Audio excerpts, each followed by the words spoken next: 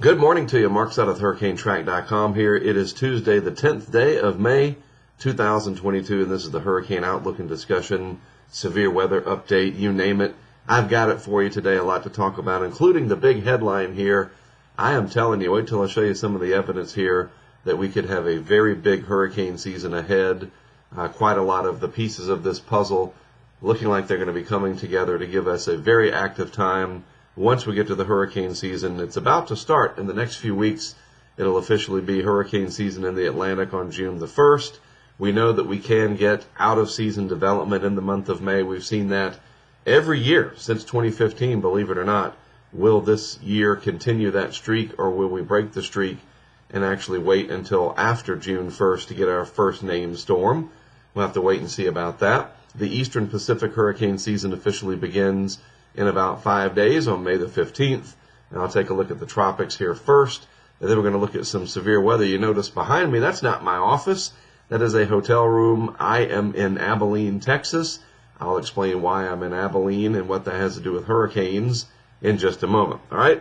So first of all, feast your eyes on the global Mercator projection map here of the NOAA Coral Reef Watch daily 5-kilometer sea surface temperature anomalies. It's just a fancy way of saying this is one data set that is used to show us the anomalies, departures from the long-term average, and it's global. This is the whole global, it's a Mercator projection map, and I think what you can really see that stands out is the La Nina. That is very favorable for the Atlantic hurricane season. Why? Because the cold water down here relative to average, that's what the blue indicates, colder than average anomalies on the left side of the scale over here.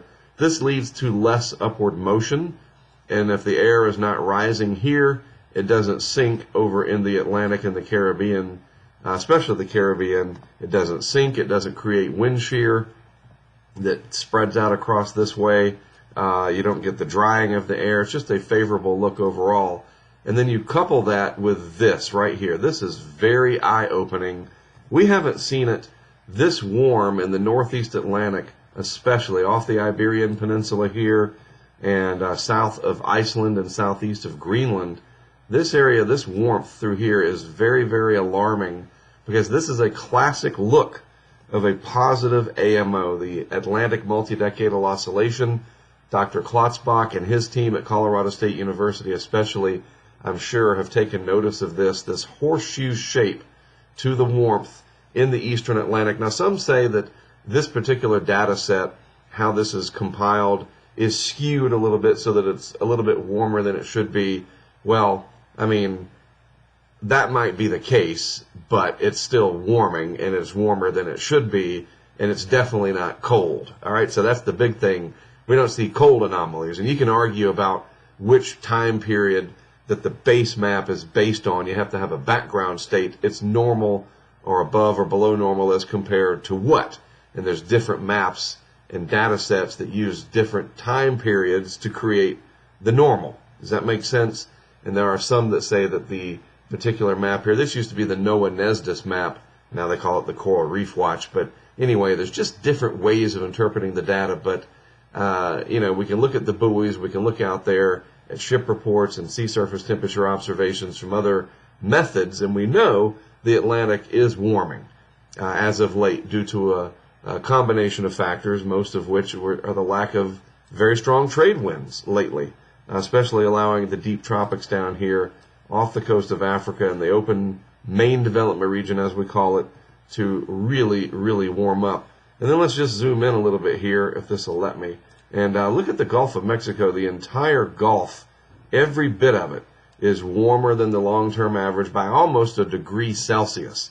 And again, you could go down here and just measure it yourself. You can look at the buoys, the oil platform temperatures, and it matches. So sometimes I wonder about like the arguing of, well, the data set is, a certain amount of decades versus a certain data set that's closer to this time frame, blah, blah, blah. I mean, it matters, but the waters are definitely warmer than they should be across a vast portion of the Atlantic, and that is the setup for a very, very busy hurricane season that's ahead. We're going to have a lot of tropical wave activity that comes off of Africa into this warm, moist environment, and the stage is set. It's going to start here in the next few weeks, obviously peaking August, September, October.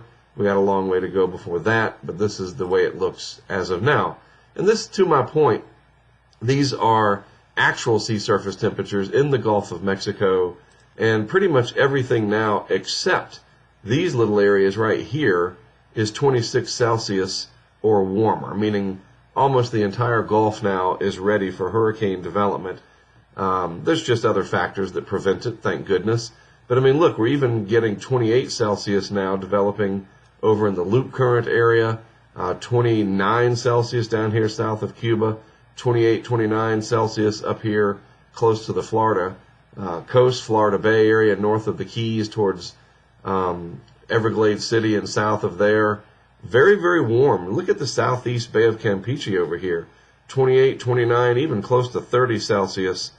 Granted, that's in a bay down there, but the Gulf, you look at the actual temperatures and then you can compare it to the anomalies here, and I mean, it stands out. It definitely does. Look, there's that extra warmth in the loop current showing up as a little red area, and we go and we look at the actual derived temperatures here, and there it is, 28 Celsius. That's warmer than it should be in the Gulf. So I think it lines up pretty good, in my opinion. There's no skewing of the data to where it's just wrong. All right, moving on along off the Atlantic coast, mid-Atlantic, northeast, etc. The gradient is relaxing. I talk about that often because we're warming everything up pretty uniformly.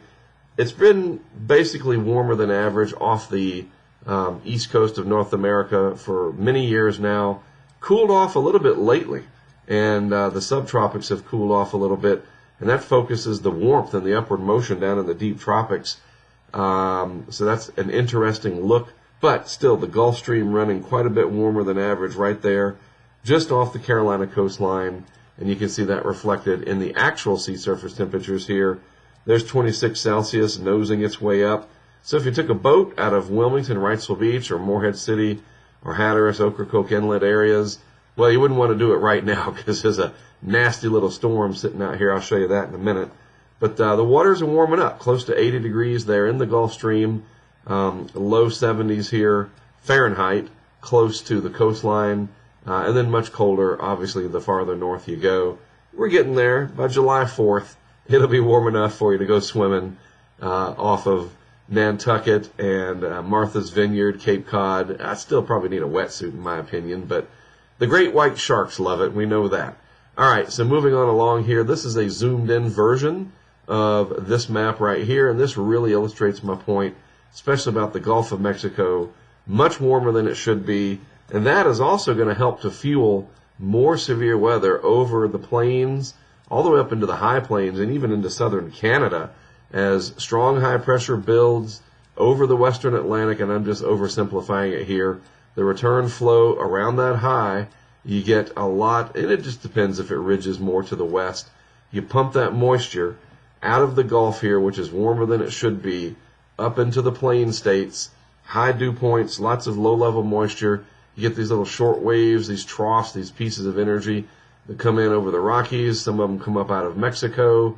Whatever the case may be, those act as the triggers, and you get severe weather and hail and tornado threats in the Tornado Alley region, and that is where I am. And we're going to get to that in more detail in just a moment. So it's not just hurricane season. This warmer than average Gulf does help to fuel the severe weather threat. Now, if we can only get some moisture out here, they are really, really in trouble with fires, the constant wind, and the drought conditions. I am telling you what, in this La Nina, look at the cold water that butts right up against the west coast here, even the Baja Peninsula, and all that cold water relative to average. This is cold for real and below normal. The waters along the equator are warmer, but they're colder than average, if that makes sense. None of that is helping the west coast drought situation, but it'll probably fuel, as I've said, a very busy Atlantic hurricane season. And there's other people that are watching this. This is from our good friend Ben Knoll down in New Zealand, and he tweeted this on May the 8th. La Nina forecast to persist and intensify going into the autumn. We know that. A negative Indian Ocean dipole event is forecast to develop and peak during the austral spring. That's the sea surface temperature relationships in the Indian Ocean. And then the tropical Atlantic is forecast to be somewhat warmer than average. Not record-breaking, hopefully, and certainly not the highest we've ever seen, like 2005 or 2010. And it's even a little bit behind 2020, but it's certainly warmer than it should be, and that's showing up in this modeling, the NMME, the North American Multi-Model Ensemble. And he goes on to point out stuff about the La Nina, and we can see that right here. And I'll put a link to this tweet in the description of today's video if you want to read it further.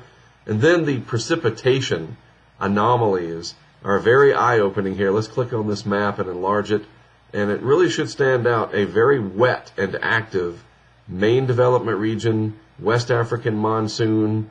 That is a very telltale signal of a busy hurricane season and a wetter than average Caribbean. So, will these tracks eventually come up the East Coast? A lot of them could go out to sea. Some of them could come cruising through the Caribbean, putting perhaps the Gulf Coast to the southeast United States at risk. We'll have to wait and see. This is, again, a composite of an ensemble. That means a bunch of something. In this case, it's models, and it's the multi-model ensemble. So this is a blend of a whole bunch of different ensemble members, indicating a wetter look in the green, as indicated by the legend, and a drier look in the brownish red color. So you notice what's a lack of activity happening here in the eastern Pacific. Not much hurricane activity. There will be some, but below average East Pacific hurricane season probable, and a very busy Atlantic hurricane season, I would say likely at this point. You never know. The weather is not 100% until it's happening, but that is a very, very active look. What's happening out there right now? There's that big storm system off the East Coast, non-tropical in nature, a lot of cold air in there. It's trying to work some convection into itself, but it's still rather spread out. Pretty windy overall, raw conditions, especially this weekend. Mother's Day was just chilly in Wilmington. And then I flew out yesterday out here to very toasty Texas, and now I'm over here in Abilene. Again, I'll get into more details on that in a minute, but this storm system creating a lot of rough conditions, northeast winds here, high surf advisories, high rip current threat, you name it, ocean overwash, sound side flooding, and even cooler conditions working their way down as far as Florida, as that northeast wind on the backside of that system is very persistent, and this thing's going to hang around, unfortunately, for a while. And look, this is what it's doing out here along the Outer Banks of North Carolina. This is our digital dashboard over at the HurricaneTrack Insider site. A live look at Rodanthe. We're in the low tide area, but we have had some overwash that's been coming down. I mean, there's no dune there, so it's real easy. But there is some spillover on some of the dunes here coming into these houses in the streets here. In fact, out of the shot over here to the right by another block or so, a house collapsed this morning. I saw that on Twitter, the National Park Service tweeting about it. This is a live camera that we have on the Rodanthe Pier. Yes, it's got that schmutz that you get on there, the sort of smudgy salt spray. I mean, the ocean's tough. Clyde, during hurricane season, when we want to see something, he's going to pour water on the camera for us. He's the owner, one of the co-owners of the pier out there. And then the other look from the pier itself, if I can get it to load. The internet at the hotel here is not ideal, so we may just, there it was briefly. But we do have actually two cameras on the Rodanthe Pier. And these are the rest of our cameras, by the way, scattered around. These are our permanent setups that we have over on the Insider site. Let's just kill that feed so we don't suck up all the bandwidth of the hotel. So one really cool thing about this graphic, I show it especially during hurricane season, is it shows us the bundling of energy. Where is the vorticity happening? And in the deep tropics, we want to see if it coalesces and comes together and gives us a tropical cyclone. And we notice that in the deep tropics down here, no, we don't have anything. Just a few little minor impulses here and there. A little bit of an active intertropical convergence zone in the eastern Pacific. There's the large area of vorticity with that storm system, but it's mostly cold air swirling around above a relatively warm Atlantic, so you do get a little bit of thunderstorm activity. I suppose there's a small window as this slides closer to the coast in the next few days that it'll encounter the Gulf Stream. and maybe develop a more concentrated area. I mean, we really got to shrink this down and make it smaller. The energy spread out over a pretty large area. Look at all the greens surrounding it, lower levels of vorticity or spin in the atmosphere. It's like a very large fried egg. All right, and you got to consolidate it down to like a boiled egg. It's a good analogy, and it's just not quite there yet. But we'll watch it. Still going to certainly raise a ruckus here along portions of the Carolina coast, especially. Now, here's a piece of energy that's going to be coming up out of Mexico, and that's going to trigger some severe weather in this area. We're going to go over that. We're getting there. We're almost there. I'll show you that in just a moment. So we're almost to hurricane season. And by the way, this is 850 millibars in the atmosphere. It's vorticity. And this is an analysis. Okay, this is what is going on now, or close to now. This is the forecast of that same level of the atmosphere, 850 millibars. And it's the vorticity. I show you this a lot during the season. And this is what it looks like over the next several days. You can see that swirling low pressure area. Look right there at about 66 hours. It does try to get a little bit more concentrated. It'll be in the Gulf Stream, so there might be some more latent heat and energy for it to work with as it approaches the southeast coast. You know, we'll see. Maybe the Hurricane Center will do a special outlook. Maybe not. It's just we'll see. But it's definitely going to have some wind with it. And that'll eventually work its way towards Florida. Just kind of a rough few days with high rip currents, coastal onshore flow. The moon is getting towards full. So this is, you know, annoying. A little early season hybrid action, not quite tropical just yet. But you notice, too, as we get out to day 3, day 4 there, 96 hours, and then finally at 5 days out, a nice big area of high pressure building in the western Atlantic. That's what I was talking about. And the return flow comes around it and pumps the winds into the plains, the lower plains, the Gulf Coast states. Trades not too strong through here. No real signs of the Central American gyre. Most of the trades are just kind of blowing through from east to west. What do I mean by the Central American gyre? See these little wind barbs? They're all moving linear there from east to west. We don't see a reversal with like a monsoon trough setting up in here. That's not happening yet. That's 5 days out. And let's just peek for fun all the way out to the next 2 weeks. Do we see anything? Well, my slow internet. That's 240 hours there, so 10 days out. No real signs of it between now and, let's say, the 20th. We go backwards and forwards. You can see what I'm talking about. A couple of impulses that come off of South America, areas of vorticity. There's one right there. A little bit of a V shape to it, an inverted trough. Upside down V, that's what inverted means, right? But nothing that you can hang your hat on that's an indication that we're going to get development over the next 10 days. Normally we just look out to 5 days, but just to illustrate my point, I thought I would show you day 10 for now. All right, so severe weather, still very much going on. A few pockets today, a little bit of general thunderstorm activity out here in parts of Nevada, Oregon, Idaho, California. Limited activity in parts of the upper plain states there. More concentrated in and around the Great Lakes, especially Michigan, and of course land areas would be Wisconsin, so be on the lookout for that. And then this is where I am. I'm down here in Abilene, somewhere in there, roughly, for the enhanced. Why am I here? What does this have to do with hurricanes? Well, our crowdfunding has allowed me to be able to branch out and do more. I appreciate that, and so do the people that are funding it.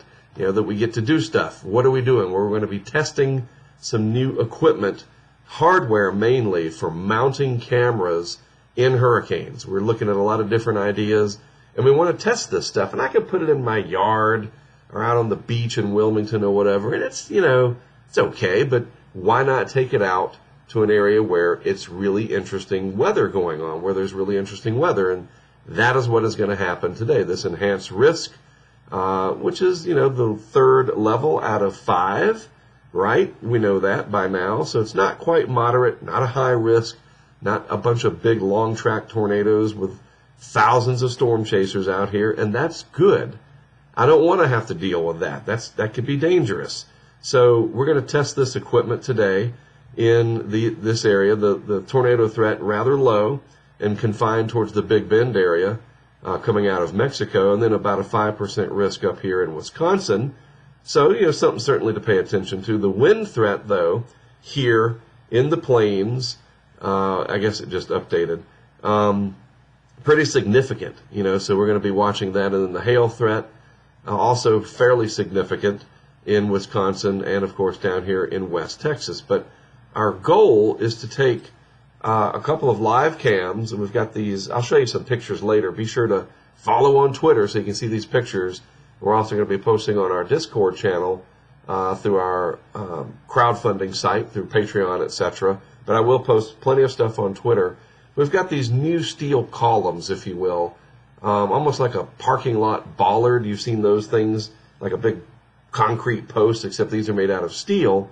And they're about 36 inches tall, 6 square inches, about a half square foot. The column is, and then it's got about a square foot base. Very heavy, very stable. We can bolt them into the ground with threaded rods, and they can hold multiple cameras. So we don't have to worry about where can we put a camera. So we can use this in severe weather situations when supercells go across.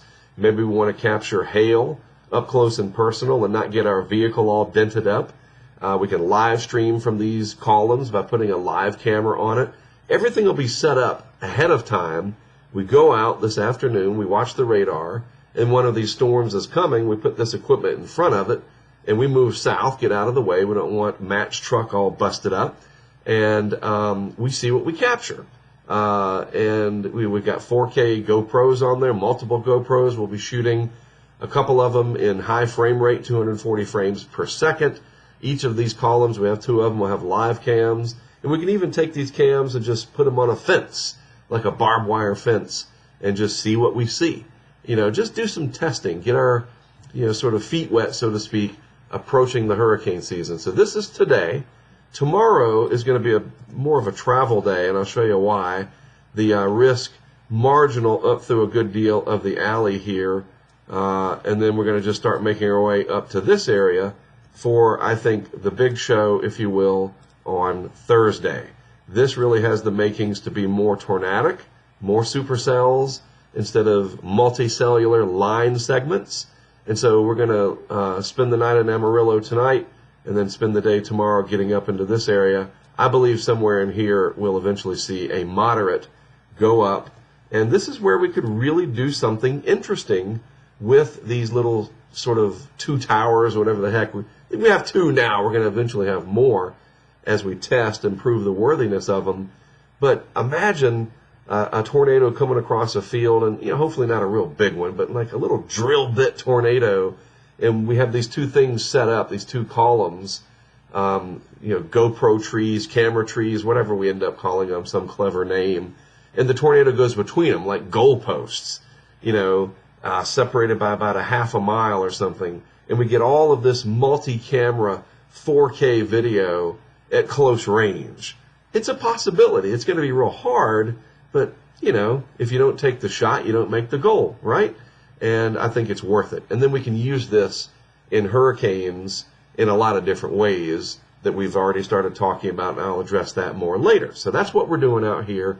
That's the setup for the next few days. So you folks out in the plains, pay attention and be weather aware. And we'll be out here ourselves. So we'll be tweeting stuff. We'll be live streaming from the public feed over on YouTube. And then, of course, on Patreon and our HurricaneTrack Insider site and our Discord channel there. People can tune in and interact with us as it's happening. So it's all part of HurricaneTrack.com. By the way, we do have our maps and T-shirts. Finally getting a little bit of a store going here. It's hard for me to sell our own stuff. I'm just not as good at promoting myself as perhaps I should be. But people ask for it. So we do have a little store here. You go on HurricaneTrack.com and you click on HT Store. And by the way, our Patreon, that's where you join that if you want to. This is a good time of year to do so.